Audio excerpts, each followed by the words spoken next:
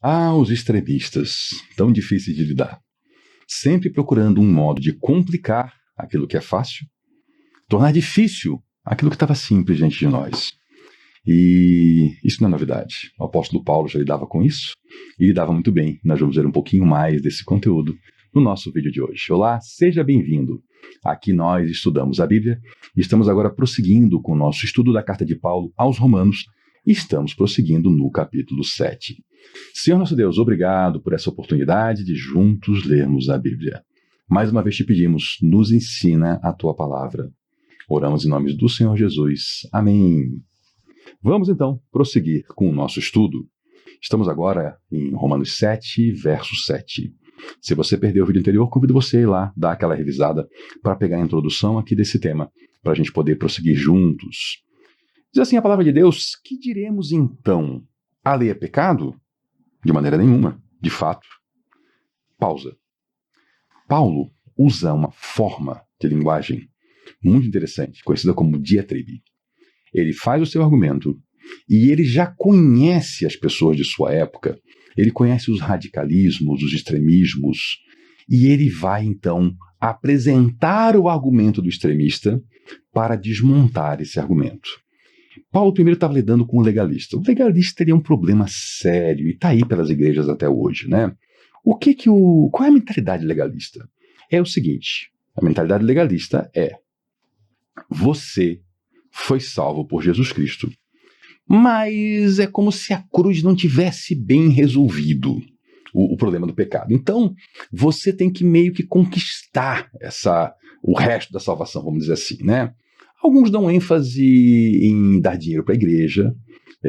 Se você não viu ainda, convido você a assistir aqui no canal o meu vídeo onde eu mostro pela Bíblia porque nós cristãos, somos contra a cobrança do dízimo. Isso não é cristão, é bíblico para o antigo Israel, mas não para a igreja de Cristo. Então alguns vão para aí, alguns vão se apegar à lei do sábado, como se fosse aquilo o seu caminho de salvação. Alguns se apegam a leis alimentares do antigo Israel. Alguns inventam leis novas na sua igreja, e se enchem de orgulho mesmo, orgulho mundano, né?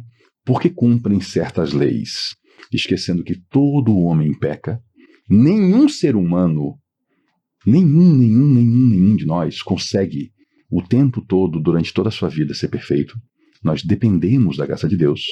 E que só Jesus cumpriu toda a lei e ele encerrou a lei na cruz do Calvário. Então Paulo lidou primeiro com esse pessoal. E ele já sabe o que acontece.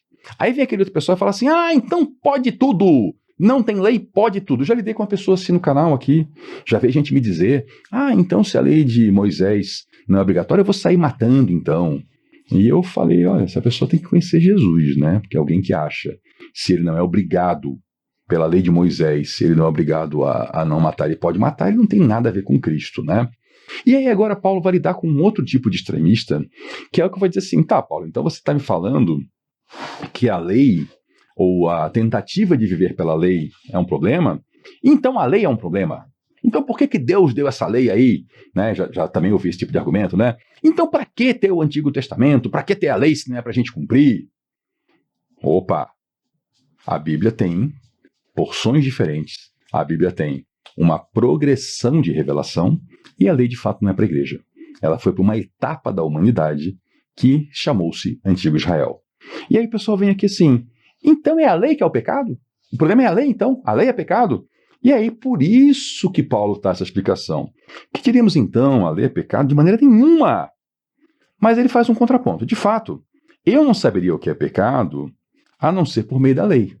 Paulo vai começar agora. Lembra que eu falei no vídeo anterior? Eu trouxe um argumento aqui para você, ou melhor, Paulo trouxe, eu só lhe apontei para esse argumento, onde Paulo apontou que a lei despertava algumas coisas nele. Olha o que ele fala aqui: olha, se não fosse por meio da lei, eu não saberia o que é pecado, porque na realidade eu não saberia o que é cobiça se ele não dissesse não cobiçarás. O que Paulo está dizendo aqui? O que ele está nos explicando? É a lei que faz o pecado? Não. O pecado está em mim e eu olho para a lei que é boa e ao ver que a lei me proíbe alguma coisa, eu falo: agora eu quero. Né, a tal da história no cotidiano, no popular, né, do fruto proibido, né, que a pessoa não está nem aí para uma coisa até que proíbem. Quando proíbem, ela passa a querer, né? Paulo está dizendo isso, esse é o nosso problema.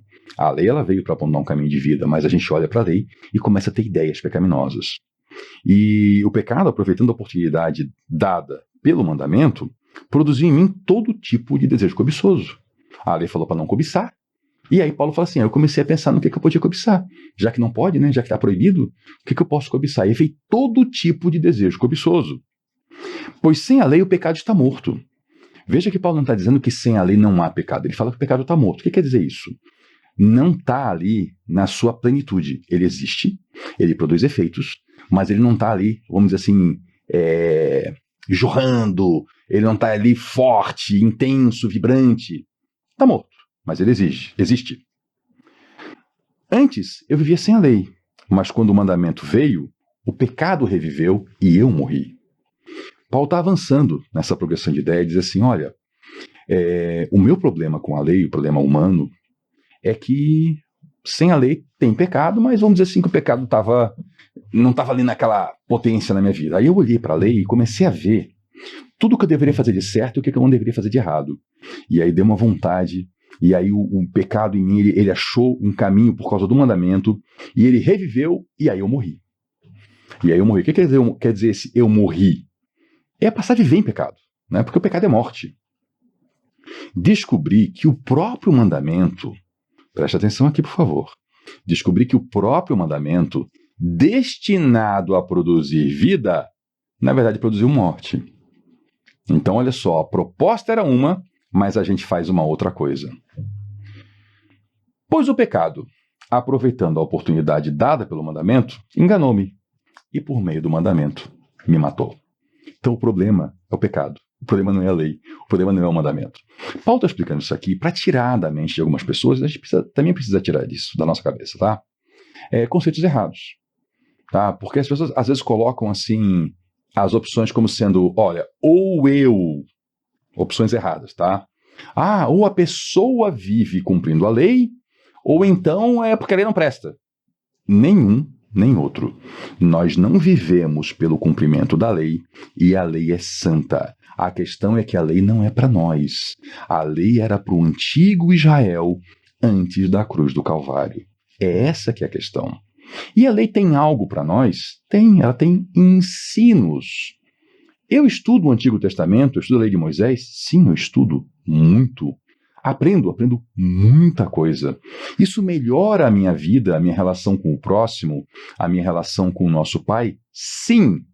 Porque eu tento cumprir a lei? Não.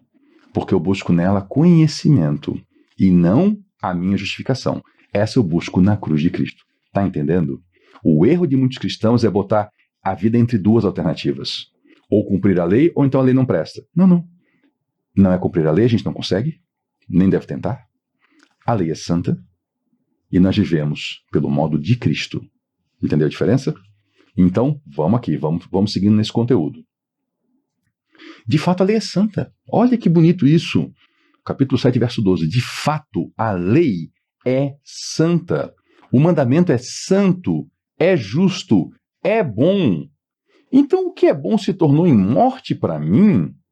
De maneira nenhuma. O que é bom continua sendo bom.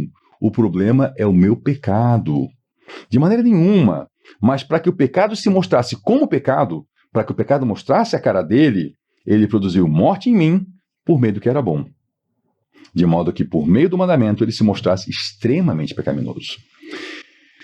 Você já percebeu que a tentação não é pecado, tá? Tentação é aquela vontade de pecar.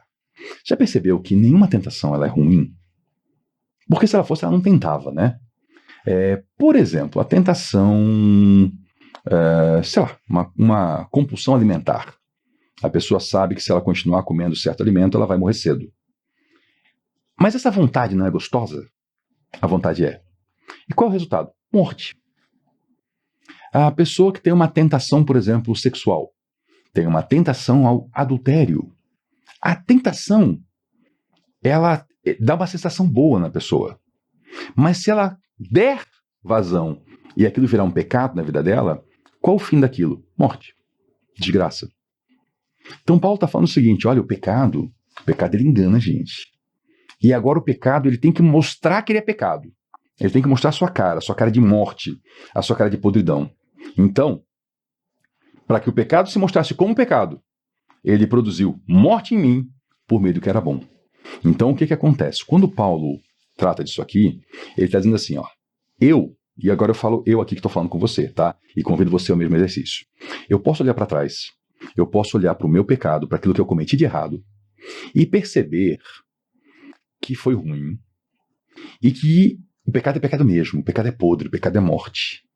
E ele é tão ruim que ele usou a ocasião de coisas boas para que eu fizesse o mal.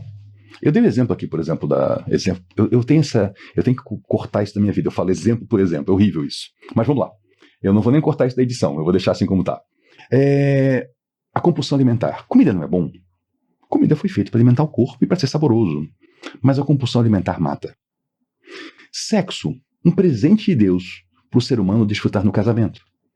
Mas o ser humano tem desfrutado isso numa vida leviana e achado um caminho de morte. Os bens Deus nos dá para que a gente desfrute uma vida boa. Agora, quem comete o furto, usa isso de uma maneira que leva à morte. Então, o pecado, ele mostra essa sua cara extremamente pecaminosa ao usar coisas boas para nisso produzir em nós a maldade.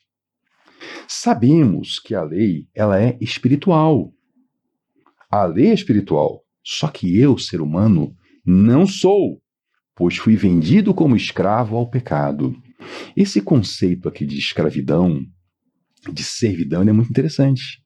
Isso quer dizer assim, olha, eu não tenho domínio próprio no sentido de que eu sou autônomo, eu estou acima do bem e do mal e decido o que eu quero. Paulo fala, não, eu fui vendido como escravo ao pecado. Eu fui entregue a essa vida. Eu sou prisioneiro do pecado. Esse é o ser humano natural. O ser humano, no seu estado natural, ele é um escravo do pecado. Não entendo o que faço, pois não faço o que desejo, mas aquilo que odeio. Vamos a um exercício, eu e você? Quantas vezes eu e você olhamos para a nossa vida e pensamos assim, por que eu fiz aquilo? Eu sabia que não era bom. No momento que eu fiz, eu sabia que não era bom e ainda assim eu fiz. Quer ver uma situação? A fúria. Quando a pessoa fica fora de si. Ela tem razão. O que fizeram com ela foi errado. Mas ela perde a razão por causa da sua fúria. Quem que não sabe que a fúria está errado? Que a gente perde a razão, a gente fala o que não deve, pode ofender uma pessoa, pode dizer uma coisa que não é verdade para tentar ganhar um argumento. Mas você já caiu também nisso aí? E depois fica pensando assim, por que eu vou fazer aquilo? Por quê? Não faço o que desejo, mas o que odeio. E se faço o que não desejo, eu admito que a lei é boa. É a lei que é boa. Sou eu que estou fazendo errado. Nesse caso, já não sou eu mais eu quem o faz, mas é o pecado que habita em mim. Paulo está mostrando aqui uma progressão de raciocínio. Ele está falando do quê? Do homem natural. Do homem que está sujeito não a Cristo e à cruz, mas sujeito à lei. E que ele não consegue cumprir a lei. Ele não consegue se dominar. Ele é escravo do pecado. A lei é boa, mas o homem é escravo do pecado. Então, quando ele percebe, ele fez aquilo que odeia. Ele pecou. Sei que nada de bom habita em mim, isto é, na minha carne. Paulo aqui está tratando do quê? O que é carne? Já lhe expliquei anteriormente, não é o corpo. Tá? Que o conceito de carne é todo o aspecto da humanidade, da nossa humanidade, que é ligado à fraqueza, a coisas inferiores, a maus desejos, a pecaminosidade. Ele fala que não tem nada de bom. Aqui não tem nada de bom. Por quê? Eu tenho o desejo de fazer o que é bom, só que eu não consigo realizá-lo. A grande crise do homem ético. O homem ético, ele tem consciência do mal e ele busca o caminho do bem, mas de vez em quando ele se vê praticando aquilo que ele não quer fazer. Pois o que faço não é o bem que eu desejo, mas o mal que eu não quero fazer, esse eu continuo fazendo. Tá vendo que desgraça? O homem sem Deus, o homem sem a ação de Deus em sua vida, sem sua graça, é isso. E muitas pessoas entram em crises profundas por causa disso. Porque tentam e não conseguem. Paulo está apontando aqui, é uma direção. Ele não está apontando para o fundo do poço, ele está fazendo um diagnóstico do paciente doente para poder apresentar o método da saúde, que é a cruz. Vamos caminhar junto aqui com Paulo. Ora, se eu faço o que eu não quero, já não sou eu. Quando ele fala que eu, ele está dizendo assim, aquele essencial de quem sou eu. Mas é o quê? É o pecado que habita em mim. É essa parte da minha natureza que não foi o plano de Deus para minha vida. E é isso que veio e se incrustou em mim. E isso que agora me domina e que me leva a fazer aquilo que eu abomino e que faz, no final das contas, o ser humano acabar se abominando, porque ele percebe que não faz as ações boas que ele quer, mas faz as ações ruins que ele não quer. Aqui eu vou dar uma pausa, a gente tem um pouquinho de conteúdo para tratar ainda, mas esse conteúdo eu quero fazer um vídeo só para ele, para a gente concluir o capítulo 7. Muito obrigado pela sua companhia, volte na próxima, porque aqui nós estudamos a Bíblia. Até lá.